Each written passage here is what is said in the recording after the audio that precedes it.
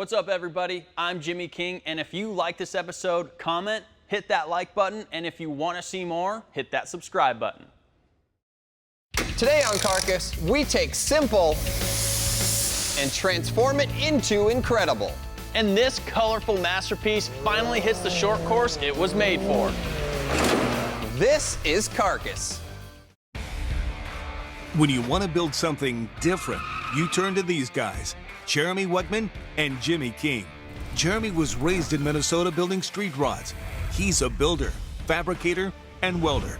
Jimmy grew up in Nevada, working in his dad's garage building cars. He's a mechanical engineer, builder, and fabricator.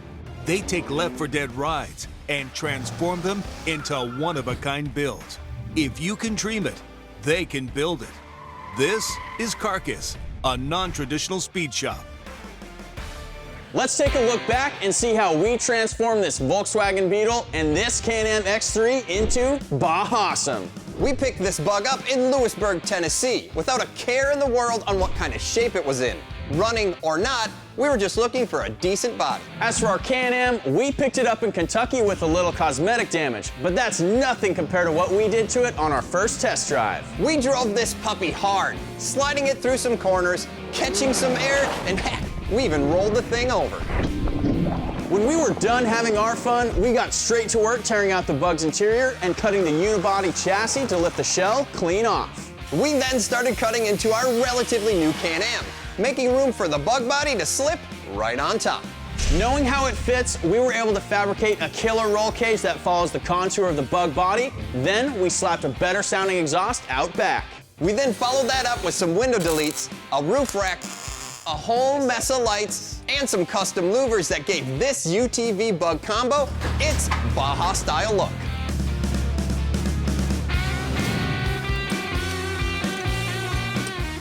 Hey man, we just got our HCR Racing long travel kit back from the powder coater, and it's gonna make this thing look a whole lot more aggressive, and it should handle way better. I am completely digging the orange. Did you pick that out? Well, I figured this color kind of pays homage to classic Baja Style. Well, that's a great start. I can't wait to see those things on this rig.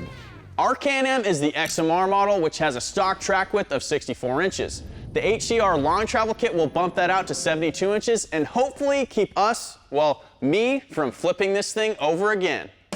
We'll need to pull out the old suspension, which means we'll make the stock wheels and tires disappear. This is followed by the coilover, hub assembly, and the upper control arm. The axle shaft can then be pulled out, and the lower control arm can be unbolted, which hold the front bumper and winch assembly in place. Ooh, that's heavy. We can then remove the last piece of the puzzle, the lower control arms. Oh, with the old.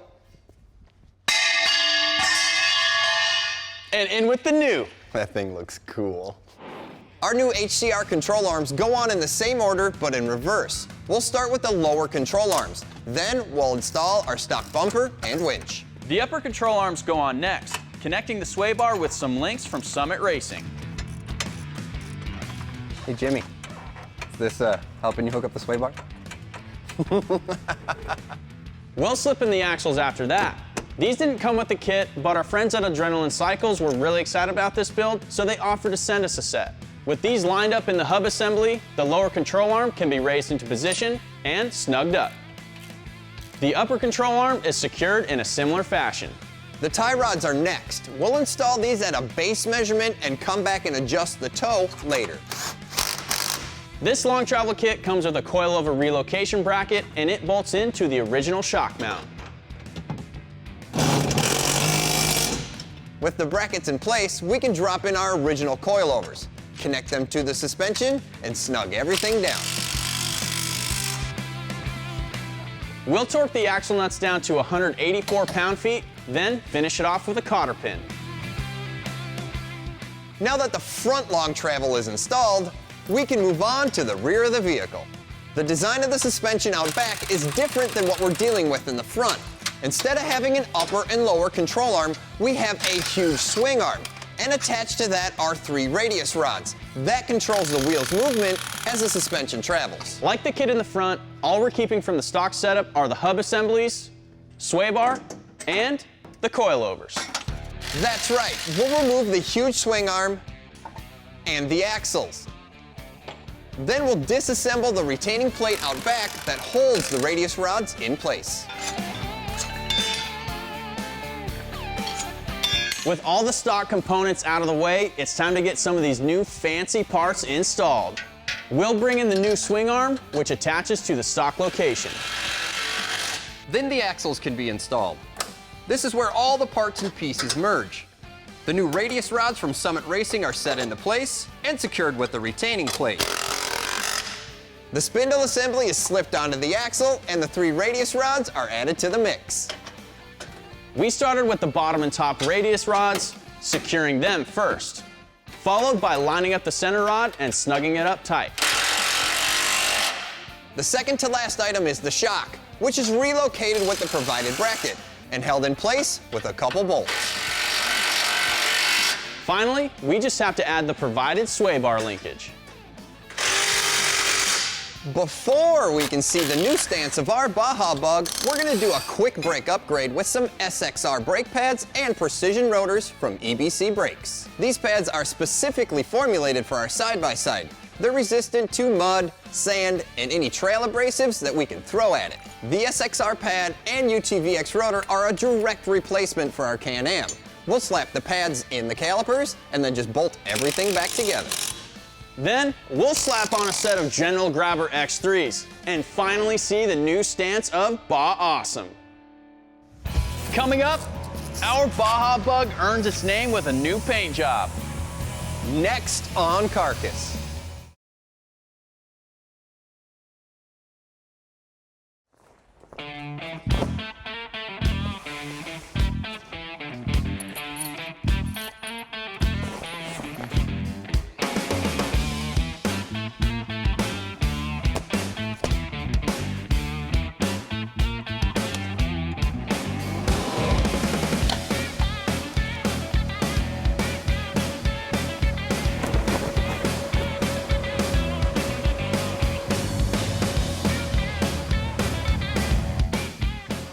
Hey Jeremy, what is this? Oh hey, I'm just prepping for our paint job. So this is a paint booth. This is a paint booth. It kind of just looks like a big bouncy house. Did you bring your kids to work today? Nope. We called up our friends at Mobile Environmental Solutions so we could try out one of their mobile paint booths. This took absolutely no time to set up, roughly enough time for me to grab a magazine and just flip through the pages. We're using their 23x15 version, which fits our UTV Bug perfectly. But if we were doing a short bed truck or an SUV, we would still have plenty of room to walk around. Dude, I just finished scuffing this thing. I think I deserve a little break. Hey, sometimes you just gotta work smarter rather than harder. We did a ton of prep work on the Bug. We disassembled the lights up top and out front, we removed the roof rack, and we got rid of the LED whip in the back. And then we got on to scuff sanding the clear. And man, did we do a lot of sanding. To be fair, Jeremy did help me in the beginning, but he left me during one of the tougher parts of the prep so he could set up the paint booth. Something tells me we should have drawn straws.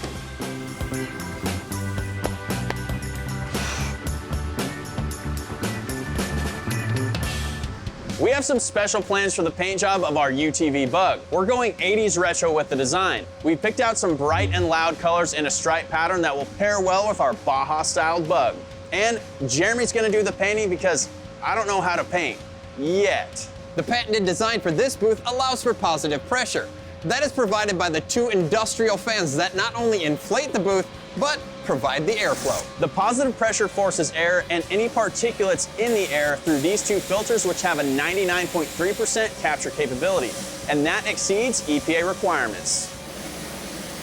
The first coat we put down isn't a color at all. It's actually a sealer that's gonna act like a glue for the other color coats. Now, since our Volkswagen was clear coated, we scuff sanded that, and that's gonna help in our mechanical bond.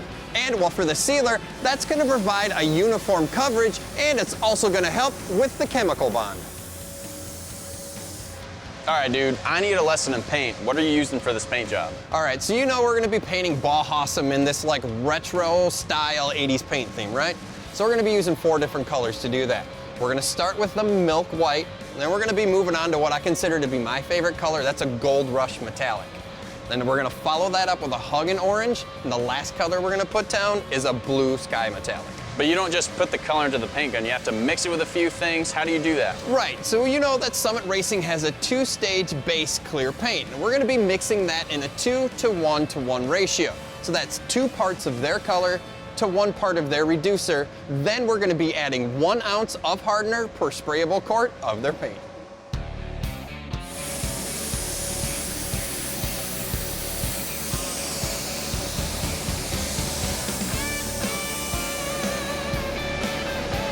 This thing is looking smooth already. Looks good. After waiting a little over 50 minutes for the first color to flash, Jeremy recruited me to help mask off the areas that will get our first retro color, Gold Rush Metallic.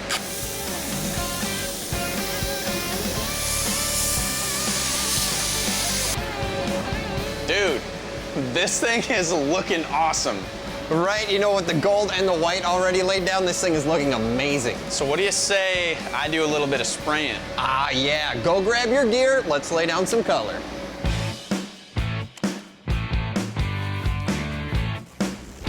While Jimmy gets his protective gear on, I went ahead and masked off for the next color. The color that he's gonna spray is Huggin' Orange. All right, man, what do I do? All right, so your gun's got 2 pulls of the trigger. The first pull's gonna be air, and then the second pull is actually gonna be paint. What you're gonna wanna do is keep the gun about 8 or 12 inches away from the panel, keeping it perfectly flat with what you're working at. Then, just make sure you got a nice, consistent overlap, and good things will happen. All right, I'll give it a shot. Let's do it. By no way, shape, or form is this gonna be a polished product. It's gonna be run through the woods, hit by rocks, and just plain beat up. Now with that said, I got no problem giving Jimmy a little bit of gun time. This was intimidating at the first squeeze of the trigger, but with Jeremy's advice, I think I did a bang-up job. So how'd I do? You know, you did pretty good, and the next color's got some metallic in it. Are you up for it? I don't think I'm ready for metallic quite yet. All right, I'll take care of it. The last color we're gonna spray is Blue Sky Metallic. Now that's gonna cover the whole rear of the car and wrap up this paint job. The second stage of this 2-stage process is applying a clear coat to protect our colors. When Jeremy lays down this clear coat, the colors will just pop and give it that glass-like appearance. After the clear dried overnight, we were able to take it out of the booth, bring it back in the shop, and get a good look at our finished paint job. This thing is so rad. Would you say it's BajAwesome? Mm-hmm. What do you do with a brand new paint job? You hit the trails. And flex out BajAwesome at Dirty Turtle Offroad Park. This is Carcass.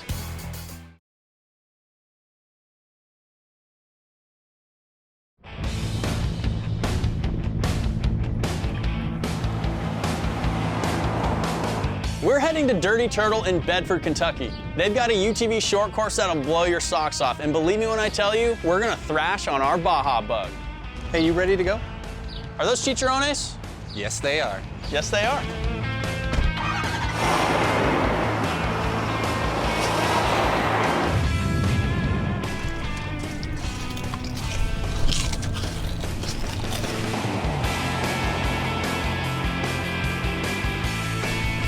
Here we are.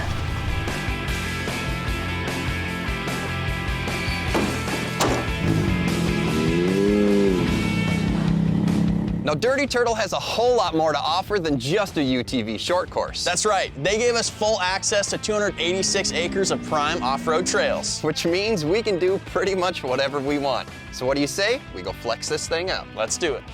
The first obstacle we found was a washout that was 1.5, maybe 2 feet deep, and we also found some rock ledges, other bigger rocks, and even a tree stump right in the middle of the trail, so we had to check our ground clearance. We had plenty of traction, plenty of articulation, and plenty of power, and all that weight we added to it didn't seem to make a difference.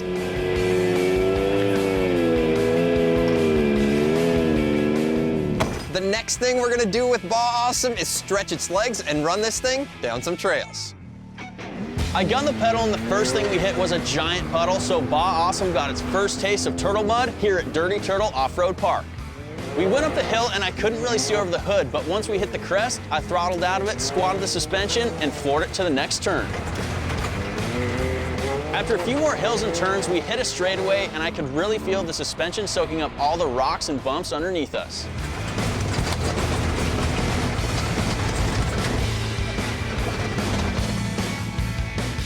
Holy cow, man, this thing flies. And we're really working the suspension going over those hills. BajAwesome really soaked it up on the trails. Now we're ready to go wide open on the track. We didn't really build this thing with the purpose of trail riding. We intended it to go fast and hit some curves hard. So Jeremy and I are gonna have a little friendly competition.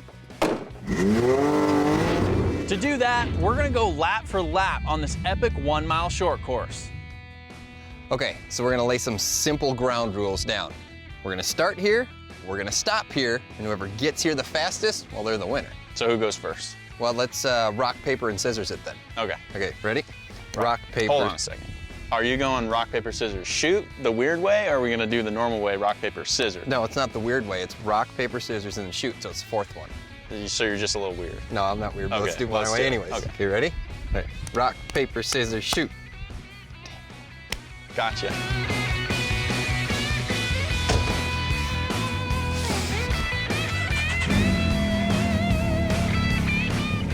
Ready?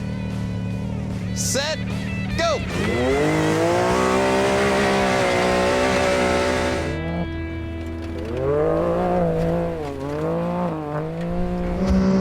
Next on Carcass, find out who gets a better time in our friendly competition. And the jump you won't want to miss.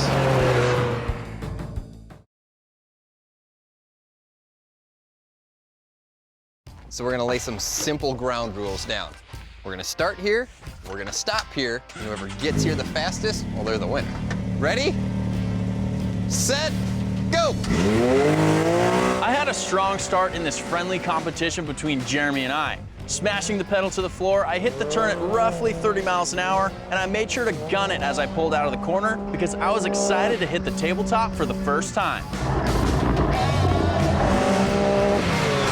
Now, I didn't land perfectly straight, but a quick recovery kept me on track as I hit the second curve. I hit the throttle out of this one hard because this is where I knew I could make up any lost time. With hitting turns 3, 4, and 5 back to back, it opened to a straight.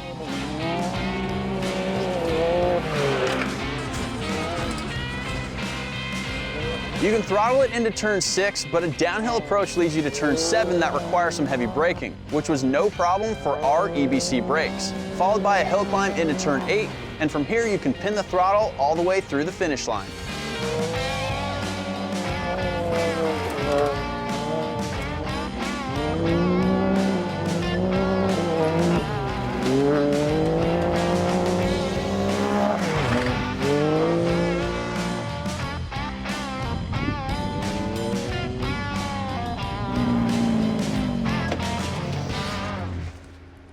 Man, that wasn't that bad. What's my time? 1 minute, 39.2 seconds. All right, not bad. Well, I want to see if you can beat me. Jimmy laid down a great time, but the competitor in me hopes I can do it a little bit quicker. Now, here's the best part. I got to watch exactly what he did, so I know exactly where to go.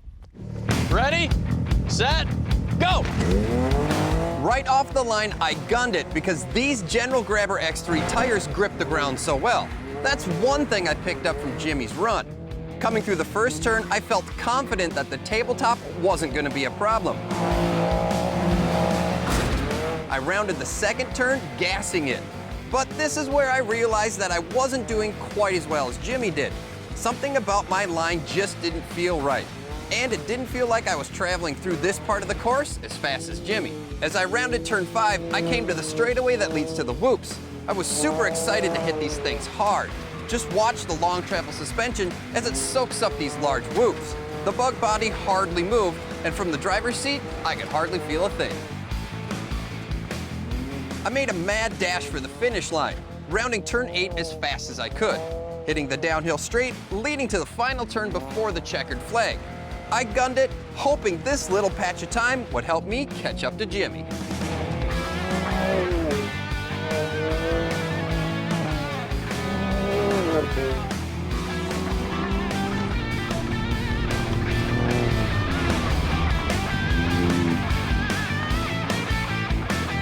My time was 1:39 and Jeremy's was 1:43, but that all doesn't matter because I came here for one reason, to see how far that we can jump BajAwesome.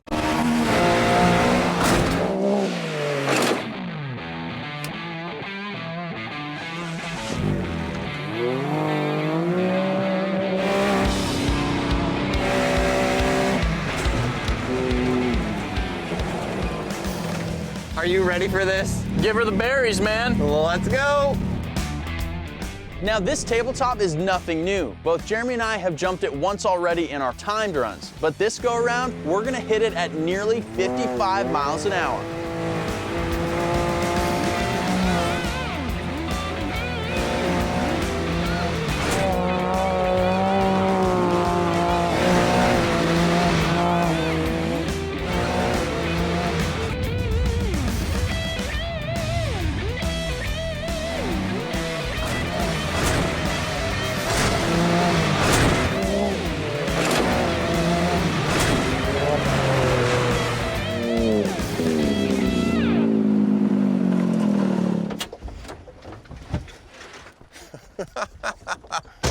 That was the most fun I've had in a long time.